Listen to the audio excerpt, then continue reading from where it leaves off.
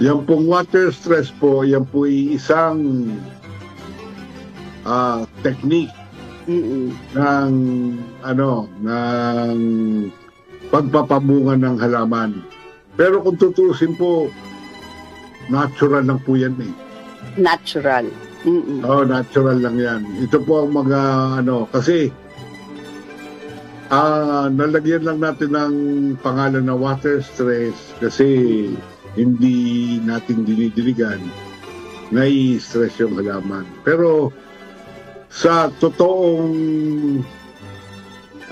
nangyayari sa ating panahon, lalo na dito sa atin sa Pilipinas, talaga naman ang halaman usually dumadaan sa water stress.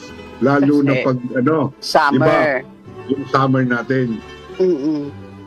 Karamihan ng mga bububungang halaman namubunga mga ganitong panahon. August, September, July, ganyan. Kasi yan, dumaan ang water stress ng summer. Bago biglang uulan ng June, ha-harvest ka ng mga August, September, October, ganyan. Okay. Yan ang nangyayari. Ang naman, yung mga nauunang i-harvest, nagbibigay ng tubig ng summer. Kumbaga, nagdidilig sila ng summer para mauna silang makabunga. Okay. Yan po ang nangyayari sa natural na panahon. Ang water, kung gusto po ninyong subukan, ito po ang magtanim po kayo ng any citrus family. Citrus po kasi ang pinakamadaling makitaan water stress. Water stress. Magtanim po kayo ng orange, kalamansi, kalamundin. Pomelo. Yung santones sa di ba?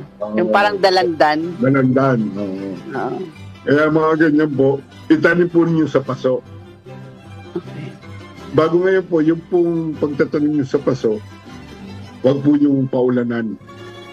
Di ba po ngayon, medyo umuulan na. Maulan, oo. Wag po yung paulanan. Bago ngayon po, pag nakita po yung nalungkot yung dahon, yung parang nalalanta na po talaga siya. Diligan po ninyo. Pag diniligan po nyo after 5 days po o 1 week, makikita po nyo puting-puti na po yung inyong kalamansi, tanim. Dahil bulaklak. namumulaklak na. Oo, may bulaklak na siya. Bubulaklak siya. Pero ito po ang style naman, technique. Pag may bulaklak na po siya, huwag po ninyong diligan ng marami. Ang pagdilig po ninyo, pabaso-baso lang. Konti-konti na lang. Kasi nasa paso lang po eh. Kung medyo malaki po yung paso ninyo, tabo naman ang gamitin nyo. Basta wag lang po yung dadamihin ng tubig kasi pag dinamihan po niya ng tubig, nitrogen po ang tubig, i-abort po niya yung mga bulaklak. Hindi magiging bunga. Hindi po siya magiging bunga. Kaya ganyan po ginagawa. Bago pag ang bunga po niya gamais na, hindi na po yung malalaglag sa nitrogen. Diligan nyo na po ng marami. Kasi yung iba kasi, pag nakitang namumulaklak ng marami yung kanilang alaga, natutuwa. Didiligan pa rin. Oo, natutuwa. Didiligan ng marami. Pag diniligan po ninyo, ang nangyayari po, ibabagsak po niya yung bulaklak. Okay. Ipuputuloy sa bunga. Pero ito bang pag-water stress ay applicable sa lahat ng tanim? Kasi madalas natin sinasabi sa citrus family eh. Pero applicable ba siya sa iba? Applicable siya sa maraming halaman. Pero ano rin yan? May danger. May danger. hindi naman danger yung kasi natural naman Natural, yan. okay. At saka dalawa yung dalawang technique ang pagwa-water stress. Okay. Yung hindi mo didiligan, yun yung usually nangyayari sa atin. Ang pangalawang water stress, flooding type. Okay. Paano yung naman yung flooding? Pababahain mo. Sobra ng tubig. Okay. May stress din ang halaman pag sobra sa tubig. Okay. Bago itigil mo, pag tinigil mo siya, ang tendency is mamulaklak din. Pero, mas madaling gawin yung from walang tilig. Walang tubig, lalagyan mo ng tubig. Pero yung sobra sa tubig, medyo mahirap gawin. Nagagawa ko lang yan sa Lanzones. Ang flooding. Ang flooding, no. Okay. So, okay. Now off season. Okay, ganito. Doon muna tayo sa walang dilig, no, na pagwa-water stress natin. Gaano katagal siya gagawin na hindi mo siya didiligan? Ang talagang hintayin mo siyang manghingi ng tubig. So dapat Ganun nakikita talaga. mo 'yon. So dapat inoobserbahan mo yung iyong tanim, no? Kapag nakita mong malungkot na siya, yung nangingi na talaga ng tubig, ititigil mo na, didiligan mo na siya. Oo, kasi ang may indication kasi pag sanay ka na sa farm, makikita mo yun sa dahon. Okay. Kung nakadirekta sa lupa yan, makikita mong dahon yan para bang nagkukulo-kulubot bago Hindi yung parang nakalaylay, yung parang nakabagsak sila or parang kasi pag nasa lupa hindi mo masyadong mapapansin yun. Okay. Yung nakalaylay. Kung nasa paso lang, normal Makikita mo yun, yan. makikita mo talaga. Okay. Kasi talagang kakaunti yung lupa niya. Pag nasa field, ang mangyayari ba parang hindi green na green masyado. Parang nangingitim pa siya na pagka-green na ibang kulay talaga. Kita mo yung pagkakaiba ng healthy na dahon at saka yung unhealthy na dahon. Unhealthy. Okay.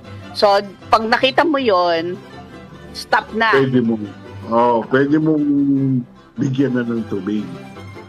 Kuya Rabel, anong mangyayari? Halimbawa, di wina-water stress ko. Masipag ako. hindi ko na-observe yung halaman at hinayaan ko pa siya na hindi dinidiligan. Ano yung mga posibleng mangyari? Madededs ba yung halaman pag ganun? Kung ito ay nakatanim sa open field, sa normal hindi naman siya, hindi siya mamamatay. Hindi naman mamamatay. Okay. Kasi yan, lalo na pag-establish na yung halaman. Pag yan, magdidepende yan sa season. Yung panahon natin. Pag ulan niya, saka siya bubunga. Okay. Pero, kasi yung mga ganyan, mga makikita mo yan, May pa lang. April, May. Makikita mo ng medyo nangangailangan na siyang tubig. Pwede mo siyang diligan. Para mga. Okay. Kumbaga, ang season ng rambutan. Ang rambutan, di ba ngayon may nakikita ka ng rambutan sa sa ilang palengke. Sa market, ngayon ang rambutan, yan yung mga nagdilig ng May. Summer. Okay, ng May. May, June, July. Kaya lumalabas na ngayon. Kasi 90 days to 120. 20.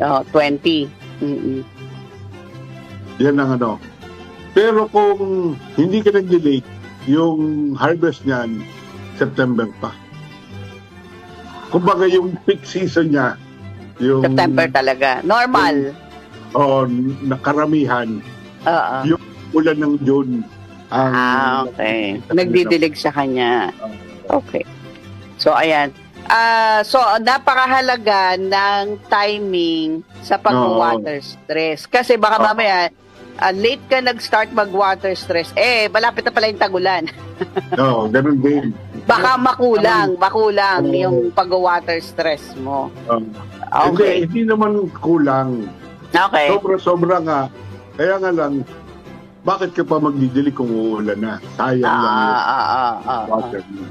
Okay. So, timing is the key. Kasi sabi mo nga, kaya tayo nag-water stress, para bumunga, and at the same time, magdidilig. Kung maaga mo siya ni water stress, para ma-off season yung yung pagpapabunga mo, di ba, Kuya Ramil? So, mauuna ka ngayon na aani, di ba? Pwede kang maganda-ganda pa presyo mo, Kuya Ramil, pag nauna ka. Oo, gano'n. Okay. Yun ang doon yun ang pinaka ultimate. Ultimate goal. Goal. So, mahal yung mo. Kasi kapag po nagdagsa na dun sa karaniwang panahon na dagsa talaga sila, ay bumababa na po ang presyo ng ating mga mga prutas, no, ng ating mga ani.